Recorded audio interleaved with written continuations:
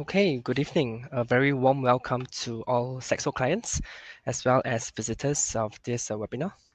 What a timely event to really showcase what we have to offer in Saxo markets. And ETFs are what many of our clients are invested in today as well to really diversify their investments. So today we are really privileged and honored to have Mr. Rahul Bala, Head of Asia ETF Distribution from Franklin Templeton, together with myself, Jared, from the digital sales team, bringing to you this evening's webinar. So a little background, Franklin Templeton is a global leader in asset management with more than 7 decades of experience trusted by millions of clients in more than 155 countries. Rahul, with us today, is a seasoned asset management business development professional with extensive ETF knowledge and over 20 years of industry experience in Asia and the US. He is primarily responsible for developing and implementing the firm's long-term ETF business strategy for Asia.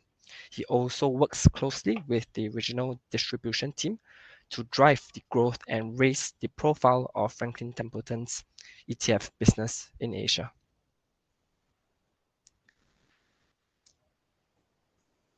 A quick disclaimer. This presentation is brought to you by Saxo in collaboration with Franklin Templeton. Really for your general knowledge and information only.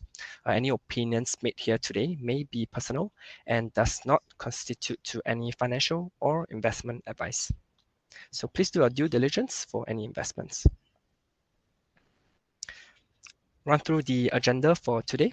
For the first 10 minutes, we will run through the platform for the benefit of some of our new clients. And even for existing clients, you would have noticed there are quite a few changes within the platform, which I will briefly touch on. Towards the end of the webinar, we will be having a giveaway as well, some gifts as well as commission credits from us to be won. All of you will be able to participate. And the next 25 minutes on the topic for today, ETF essentials, where we will define what ETFs are, how they are like mutual funds, and cover the various ways ETFs can be constructed.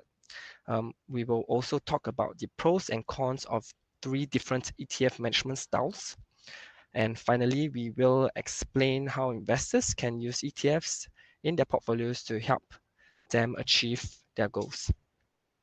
Followed by the topic, we will have a 5 to 10 minutes Q&A.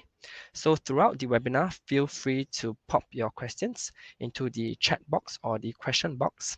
And then either along the journey, we will try to answer them if it's beneficial for everyone, or we may answer them at the end of this session, at the Q&A segment. So the last 5 minutes, some closing remarks, as well as showing our promo code for you to win attractive Saxo goodies. We'll try to end this session on time at 7:45.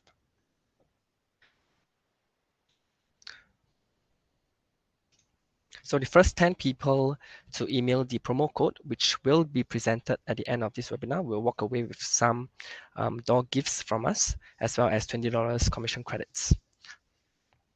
Without further ado, let's go to the platform.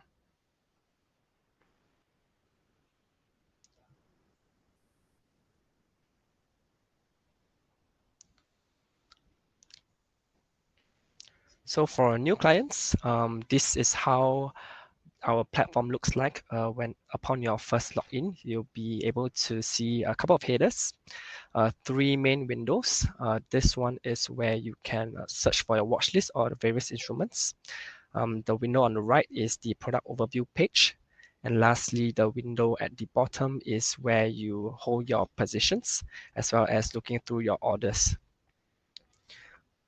So quickly run through on how you can simply search for an instrument using our main instrument search bar. For example, you can key in the full term Tesla, and you'll be able to view the different asset classes that Saxo provide for this particular company for Tesla. And for example, we have CFD denoted in the red CFD icon. the Tesla stock in EQ yellow icon, as well as options. You can also create your own watch list, such as this evening's webinar.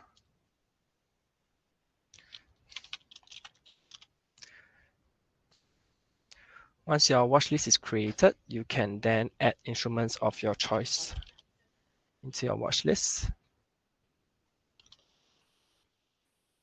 For example, Franklin Templeton. And then over here, you can have a simple one look, a glance across all those instruments or products or counters in which you are keen on. If you're looking to purchase or make a trade, simply use the trade button. Over here, a trade ticket would appear, and you can do your various order types, the amount, the price, day order, or good till cancel. Once the fields are in, you'll be able to see the pricing details, the commission, as well as trading fees related, and place your order from here. As simple as that. So for new clients, for existing clients, in the past, we only have three main headers: trading, research, and portfolio. You notice that we have a brand new header, Spotlight. This is where we house our latest updates, as well as all the features in which our clients can maximize their usage and fully benefit out of having a Saxo trading account. So for instance, you'll be able to explore the new features like margin lending, how you can access more funds with your current portfolio, and how you can earn extra revenue and save on custody fees, opting into securities lending feature, and many more, such as pricing and account plans to cater to your investment needs. If you're looking for inspirations, we have also revamped our research page a lot. You can click into markets. For instance, I would like to explore ETFs. I want to diversify my funds. Over here, you'll be able to learn more about ETFs. What are the best performing ETFs based on different sectors? And you can perform a screener, or for example, you're keen on ESG related ETF. You can explore some of these top instruments that we have in Saxo.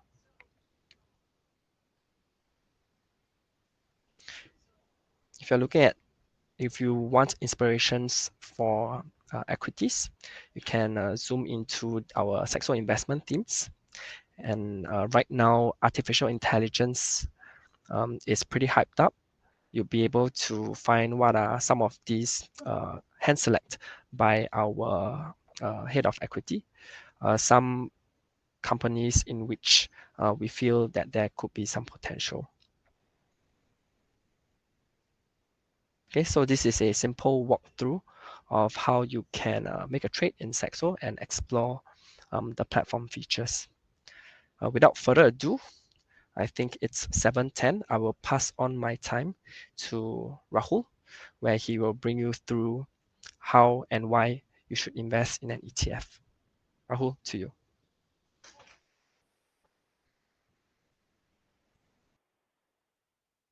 Lee? Jared, can you hear me? Yes. Excellent. So I guess a warm welcome to everyone who's sort of part of this presentation. Thanks for taking the time. I know it's tough on a weeknight, but I'm glad you've sort of stopped by and are interested in exchange traded funds. I'm going to run through really quickly a very high level overview of how ETFs work, what are some of the key features. I'm not going to overwhelm you with a lot of information, but just provide some basics with the help of which you'll be able to build on your understanding of ETFs and hopefully be able to trade them at, sometime soon. So without further ado, what is an exchange traded fund? So the definition really lies in the words exchange traded and in fund. An exchange traded fund is very much like a mutual fund, except that it trades like a stock. So effectively, an exchange traded fund is the intersection in the Venn diagram between a mutual fund and a stock.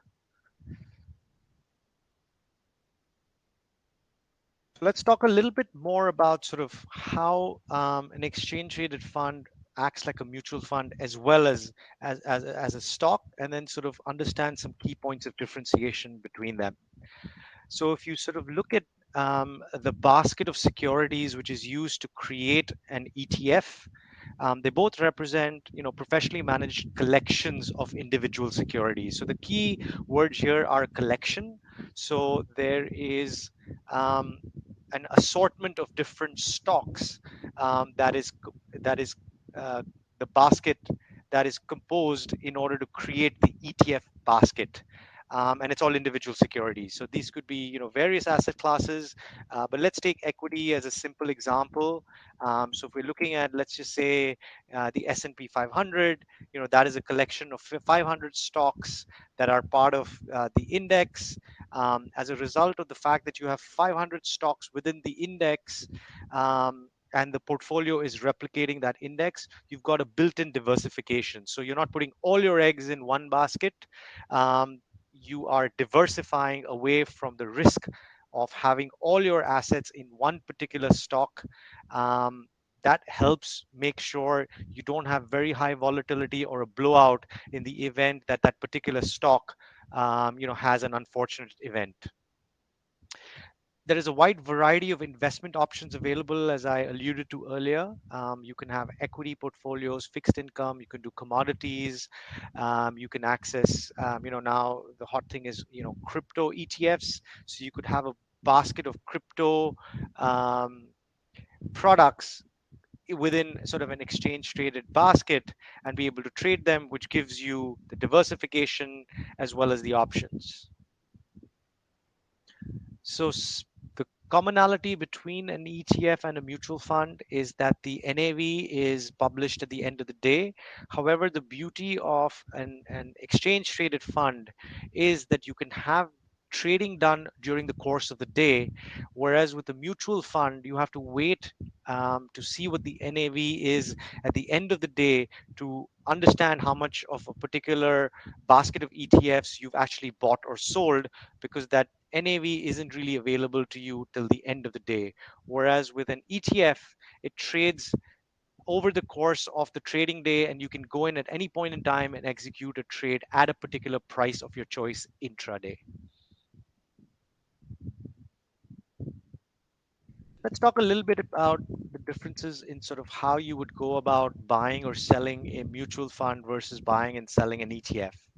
So typically, when you're doing a mutual fund buy or a sell, you typically have a broker involved in the process. However, you can also go straight to the fund company, open an account with them, go through the KYC process, and go out and buy units of the fund. When these units are sold, you actually sell them back to the fund company.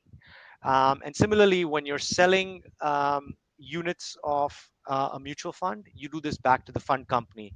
So there is no real direct interaction between the buyers and sellers of mutual funds. That's typically brokered through either a broker or with the fund company being involved in the process.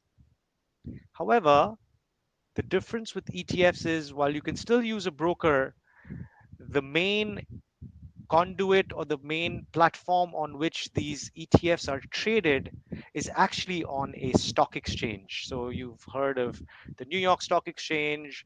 Singapore has a pretty vibrant stock exchange, London, Hong Kong, Japan.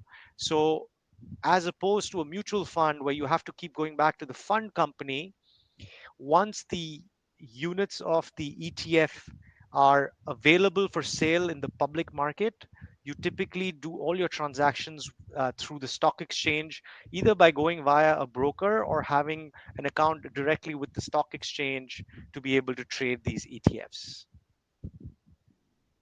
Talk a little bit about the ETF industry and sort of, what the big deal is all about. So if you look at sort of the time period in 2010, the total assets globally in ETFs was just shy of 1.5 trillion. at about 1.4 trillion. Fast forward to 2021, and that number is almost 8 to 9 times as much, with 9.9 trillion. And if you sort of look at the growth from that period from 2010 to 2021, you can see that it's been quite steady and growing on the basis of sort of what's happened in the previous years.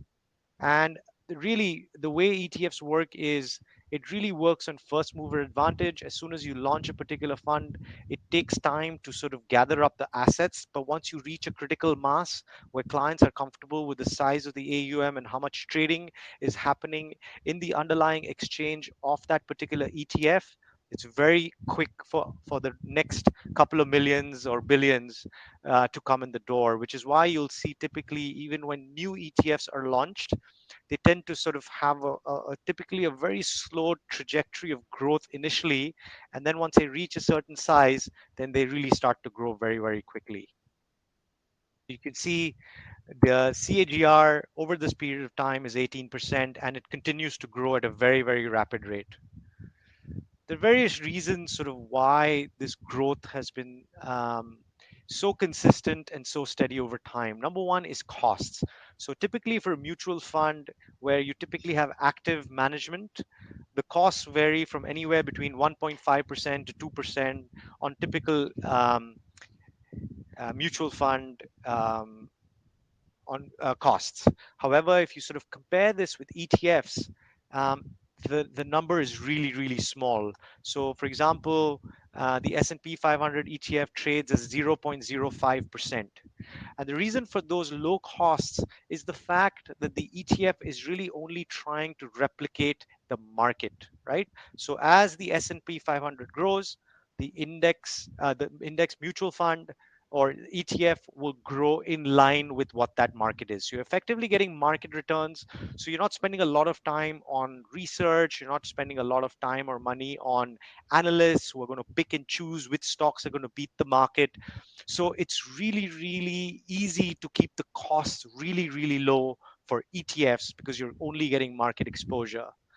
And in your investment journey, as you go through, your portfolio and returns, what you do know is you cannot control performance because it depends on markets and other factors. But what you can control is costs. So if you keep your costs at the lowest minimum, you are bound to enjoy most of your investment returns. So that's been one of the key reasons why ETFs have been so well adopted globally. The other issue is access. So as soon as an ETF is listed on the exchange, you don't have to go through very complicated process of filling out forms and registering with the mutual fund company or broker to be able to open an account and then be able to trade, as I was mentioning earlier, based on the NAV at the end of the day. Once your brokerage account is open and you have access to ETFs, you can pretty much go in and trade them in and out very, very quickly. And given these ETFs are typically access products, which means they give you quick access to markets, which you previously didn't have access to, it opens up all the opportunity set for you in terms of the underlying investment strategies that you want to invest in. Transparency. So because these ETFs typically track a market um, index, you pretty much know what the constituents of those of that index are, how much of it is being bought, how much is being sold. Typically trading in these ETFs doesn't really happen on a very regular basis, which is what helps keeps the cost down. And typically there's a semi-annual or annual rebalancing in the index, which is when stocks in the ETF will be bought or sold. Liquidity. So, you can go out there, look at sort of how much trading is going on an ETF, and typically place an order, which is fairly easy to fulfill so long as the underlying strategy is liquid. It's very easy to create new units of the ETF. So there's no finite supply of the underlying ETF. Anytime when the demand exceeds supply, the market makers of the ETF can go to the ETF provider and create new units of the ETF and bring that to the market. very flexible. You can do this trading once in 6 months. You can do it 6 times in a day. It provides you full flexibility to be able to go in and out of the market for that particular ETF at any convenient point that you want to have access to it. Again, diversification is a point we touched on earlier. You're not just buying one particular security or two securities and putting all your risk in those two. You're diversifying your portfolio so that there is no sort of big risk associated with big jumps in the price of one or two stocks within your portfolio. Changing regulations. So again, as regulations change, ETFs are able to sort of adopt to them. Stocks are one of the highest trading vehicles on in any financial system, and ETFs are very very quick in order to be able to adapt to those changes. Let's move on and talk about a little bit about the types of investors who are buying ETFs. So there's two real big categories of clients that go out and buy these ETFs. Institutional clients tends to be institutions like government bodies or pension funds or endowments or sovereign wealth funds. These tend to be institutional clients. Again, like I mentioned, pension funds, insurance companies, hedge funds. These institutions typically buy on behalf of themselves. So it's not one particular individual buying these ETFs, but it's being bought at the institutional level by these clients. On the retail side, as you will typically see with clients of Saxo, these are typically tend to be individuals. They tend to be financial advisors or private banks, as well as wealth managers and family offices. So the difference between them is institutional clients tend to come in and buy in larger ticket sizes, so 20, 30, 40 million, whereas individuals can come and buy for as little as a couple of $100. Financial advisors, again, are a huge source of providing advice for these individuals to be able to buy them, similar to what private banks and wealth managers do. And of course, family offices buy on behalf of themselves. So pretty much everyone now is buying ETFs, no matter in which market and no matter in what size. The easy access that ETFs provide has just made them a very, very popular vehicle and tool that's been used. Let's move on to very high level, talking about certain investment management styles that apply to ETFs. So there's really three categories of ETFs that are in the market. The most common that you're aware of that I've been talking about, and that's common in Asia, is the passive ETFs. So that typically means, there's the S&P 500. It is market cap weighted, and pretty much what the ETF provider will do is go out and buy securities exactly in line with what it is in the index. And you have the index benchmark, and he will pretty much try and copy exactly what's going on in the benchmark. So this is called passive. It is the cheapest cost ETF available because all you're doing is really participating in market returns. And again, the difference in cost can be 5 basis points for a passive ETF compared to a mutual fund manager that's looking to beat the S&P 500, who could charge you as much as 1.5% to 2%. Let's move to smart beta ETFs. So smart beta ETFs again have picked up some interest in the last couple of years.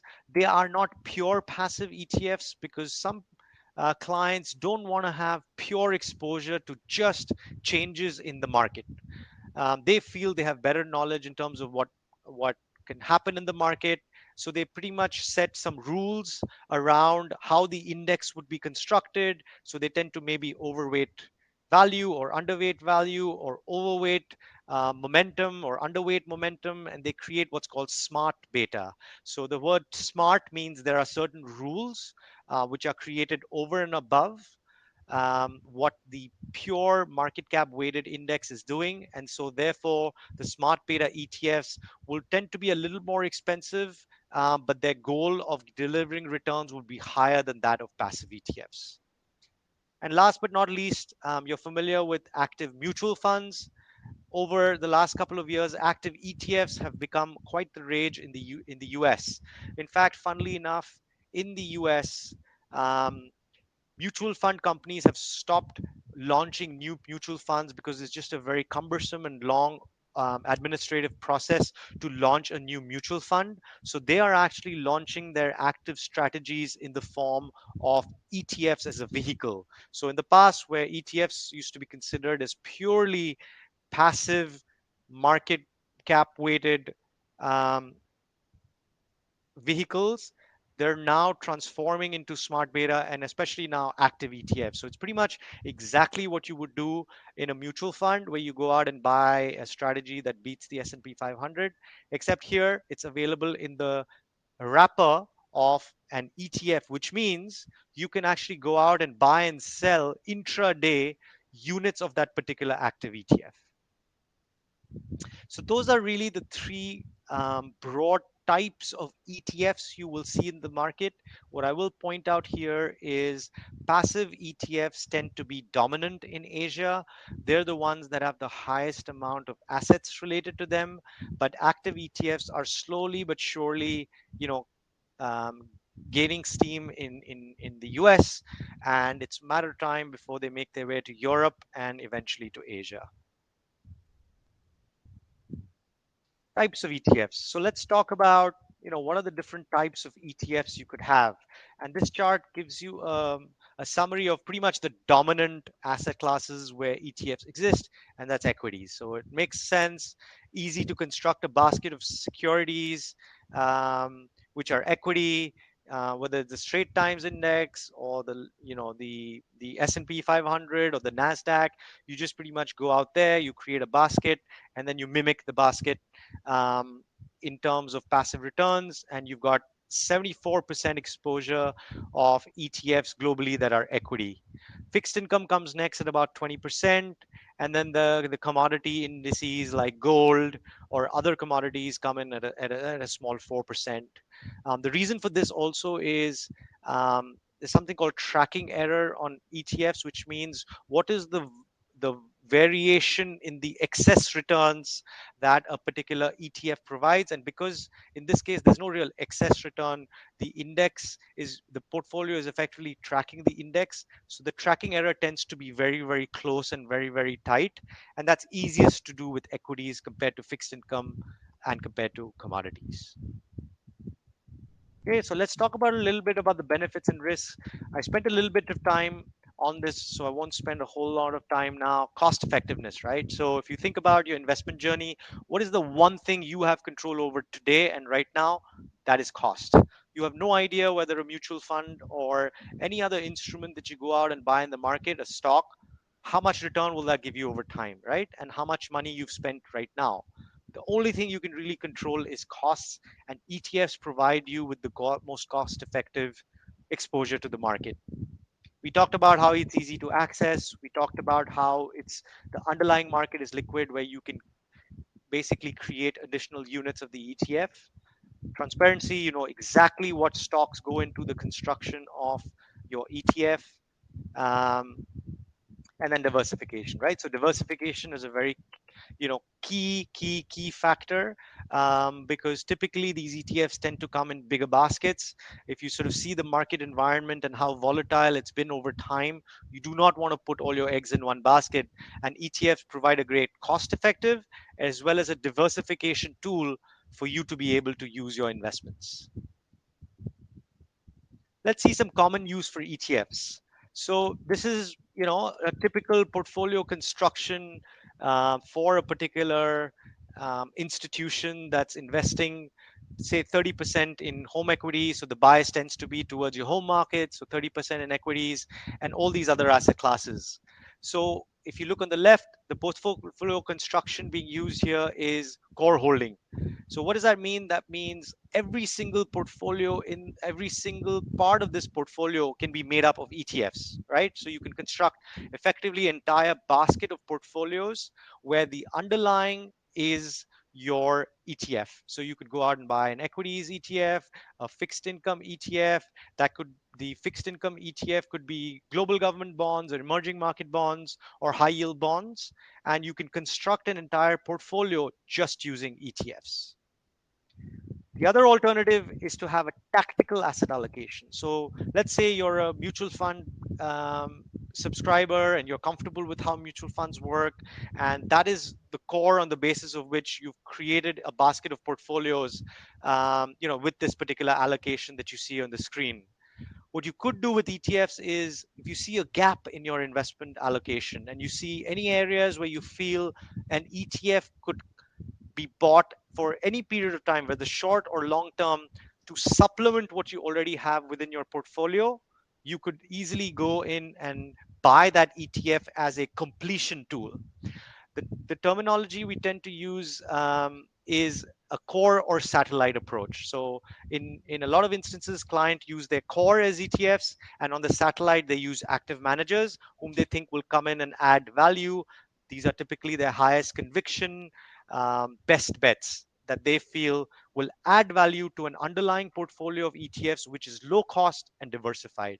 Or you could flip that analogy and say the core of this is now your mutual funds or your active uh, strategies, and the ETF is coming as your satellite to supplement what you already have as the core. So, as you can see, you have various flexible ways in which you can construct your portfolio using these ETFs. A quick sort of highlight on outlook, just in terms of sort of our view in terms of where we see most flows. Obviously we're now towards the end of 2023, but a lot of these um, themes have played out. So if you look at one, multi-factor smart ETFs we think will attract more flows. That makes sense, right? Because if you think of pure passive market cap weighted indices, they will go up and down with the market. In general, this year the market's been flat to down, and so therefore people don't want to have exposure to markets where they know it's going to be, typically on the downside. So having a multi-factor smart beta ETF, multi-factor means you can add various factors. You could also do an allocation between equities and fixed income, and introduce certain rules that I will only buy high dividend yielding stocks in this particular ETF, or buy into an ETF that does that, and that will give you much better returns in this market environment. Similarly, fixed income and dividend ETFs, again, dividend is a very common theme this year, given the sort of volatility that we've seen in the market.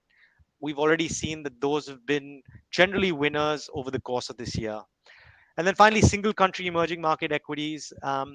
You know, it's been a challenging year, but if you look at markets like India and you look at markets like China, these are markets that global investors are interested in buying into, not just for the short term because they think, oh, India may be a good bet or China may be a good bet for the short term. They're actually creating these ETFs as their baseline portfolios for the long term, because if you're invested in the markets and you're going to stay in it over a long period of time, you should be able to weather the up and downs in the market, and the longer you stay invested, the more positive the returns you're going to get, as opposed to simply, going in and timing when to enter or exit these particular markets, or ETFs. So really quickly, in summary, we have a minute to go. We've talked about how ETFs are like mutual funds. They're a professionally managed collection of securities, much like mutual funds. There's diversification and various investment options.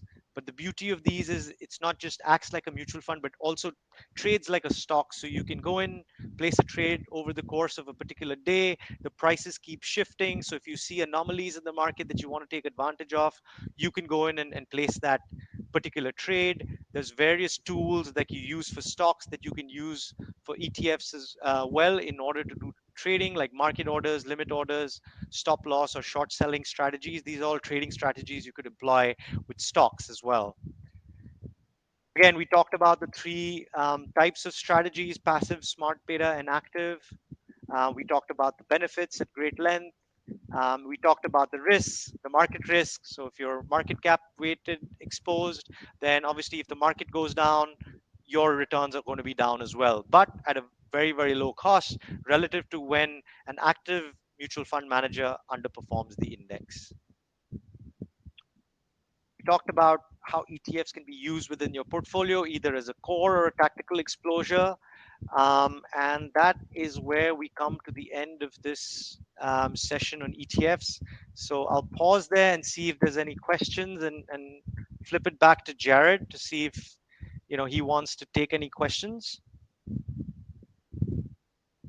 Wonderful. Yeah, thanks Rahul for the really insightful sharing. And if you were to go back to your 2023 outlook, I think that particular slide will benefit quite a bit of our investors. And we do have some questions coming in relation to that particular slide on 2023 outlook. Mm. So perhaps let's address some of the questions which has been asked by some of our audiences. Firstly, mm, there have we do have some questions on why ETFs why the cost of ETFs remains so low, which I think you pretty much covered it during the presentation itself. Why? Um, Another question is why is ETF adoption so low in Asia compared to the other markets in the Yeah, world? good question. So, I guess part of the reason is that the way the distribution works in Asia is when financial advisors or private banks, talk about a particular product to their clients, they're incentivized by how much trailer fees is paid to them in commissions by the mutual fund house, right? So, part of the reason active mutual funds charge such high fees is because they need to pay their distributors, which is the private bank or the financial advisory company, retrocessions or trailer fees in order to promote this product to their clients. That leads to the costs going up. And ETFs, though, do not pay any retrocessions, trailers, or commissions, right? So if someone Mm, wants to buy an ETF, if you want to buy an S&P 500 at 5 basis points, it's very hard for anyone to go out there and pay a commission to any of the advisors to be selling when the cost of it is already so low.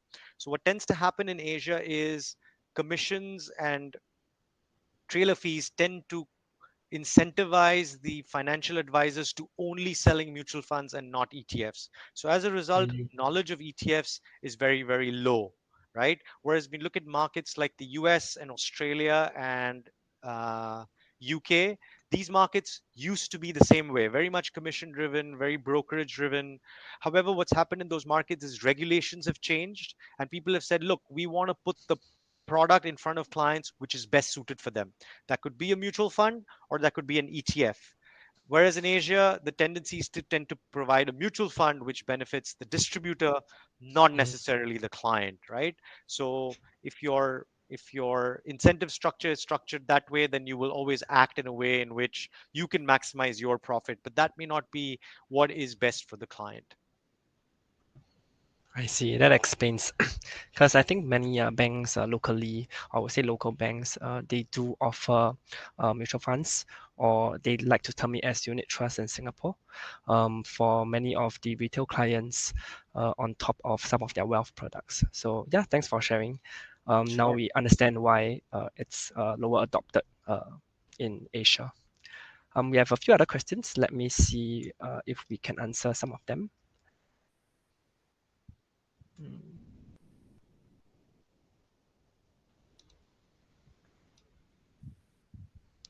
There's one with regards to tax. I'm not sure if you'll be able to correctly answer them. They are asking how does taxing works on ETF, because Sure. ETF can't possibly consider every individual's investor's Of tax course. status.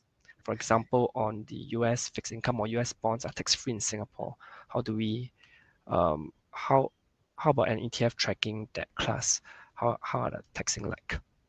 Yeah, so tax is a tricky question, and I'm not a tax expert, but what I will tell you is typically the markets where ETFs are most deeply traded, even for Asian investors, they typically go back to the US market, which is the deepest and the most liquid, or they go to the European market, right? Now, typically in the US, there's a 30% withholding on dividends that are paid out. That applies to stocks and it applies to ETFs. So there is that 30% withholding, which tends to be a challenge. However, the cost of the ETF in the US, because it's so deep and cheap, tends to outweigh in a lot of instances the withholding tax that you're going to be paying, right?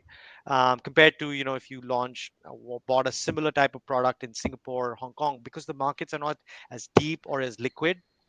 Liquidity tends to be a problem. The cost of that ETF tends to be higher compared to what you would pay in the US or Europe.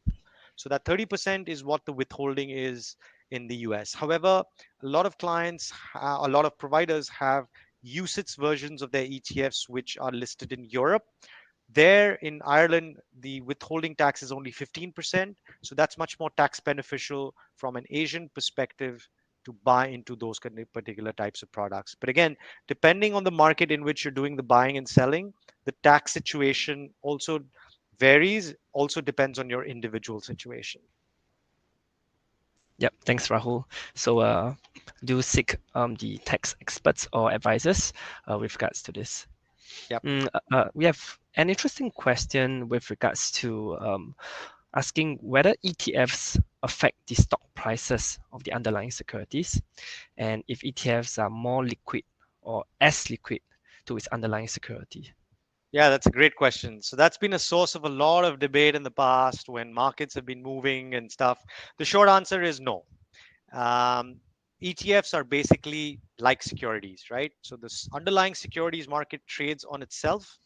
ETFs are created as baskets of securities that tap into those securities in order to create that basket of ETF portfolios. So no matter how big the size of a particular ETF, there is no way it will influence the underlying market for trading. The ETF and its liquidity depends on the underlying liquidity of the market and how much it's being bought and sold, but it's never the other way around.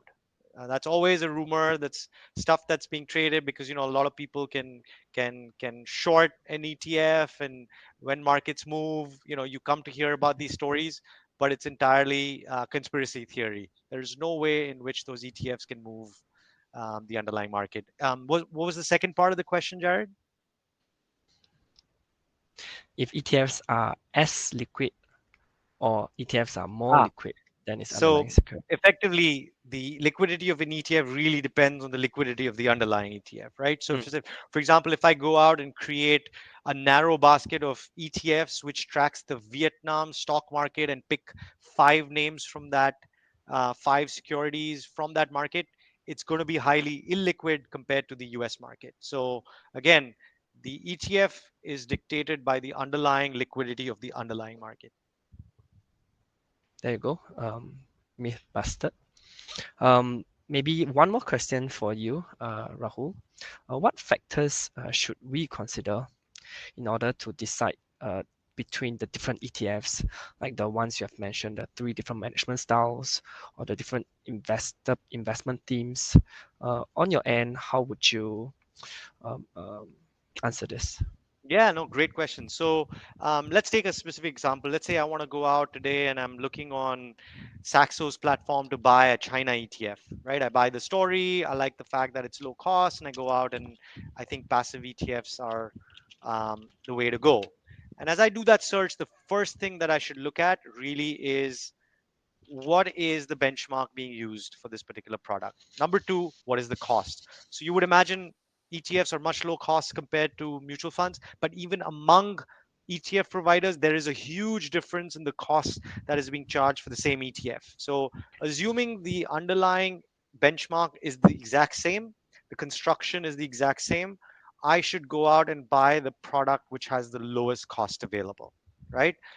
You could look at things like bid ask spread, how much trading is being done, but those are secondary factors, right? To the extent that all the ETFs in my category are meeting those certain criteria, cost should be the number one factor you should be using in a particular ETF. Sure. How about risks? What are the risks that clients have to be aware of before investing in ETFs? Yeah, sure. So again, when you're buying an ETF, I think you need to be sure what kind of time frame you're buying this into, right? What kind of trading costs am I incurring? What is my bid ask spread, right? Even when you consider the fact that with dividends that are paid out on ETFs, they're given back to you in the form of cash. They're not automatically reinvested into the portfolio, which a mutual fund tends to do. So it's very important to know not just which ETF you want to buy, but what kind of trading strategy are you using? Are you in it for long term? Are you in it for short term? What kind of trading strategy are you using in terms of, are you going in at a limit price? Are you going in at just buying the quantity? At which point in the day do you want to execute your trade? These are all conversations you should be having with your advisor or with your broker before you execute any of these trades. So it's very important to have a discussion and understand these different factors. Should I buy a US ETF? Should I buy a UCITS ETF? Before you actually pull the trigger. Thanks, Rahul. We do have a couple of questions with regards to where they can find a good list of various ETFs or from different managers. In fact, in Saxo, we do have this screener function in which you can freely use. If you can see my screen, yep. Under the first window screener, you can screen through the different, for example, in ETFs, the different asset classes available. For example, you are looking at diversified ETFs, looking at specific, let's say Asia, specific currencies, issuers, exchanges, for example, Franklin. Um,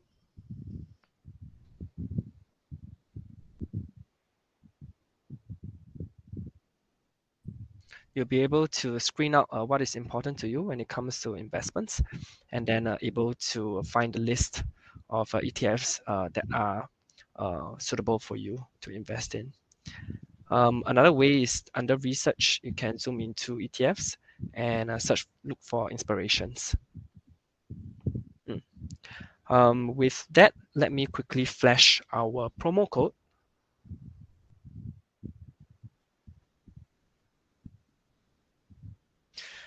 The promo code is SAXO, asterisk FT, which stands for Franklin Templeton. All you got to do is to email us, ps@saxomarkets.com, with this promo code.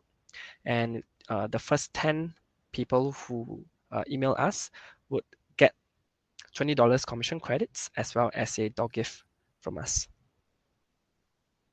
So with that, are there anything else that you'd like to add on for our audiences, Rahul? Nope. Thank you so much for your time and for organizing. It was a pleasure to be part of this. Thank you, everyone. Thanks, Rahul, and have a wonderful evening. Yeah, you too. Take care. Bye-bye. Bye.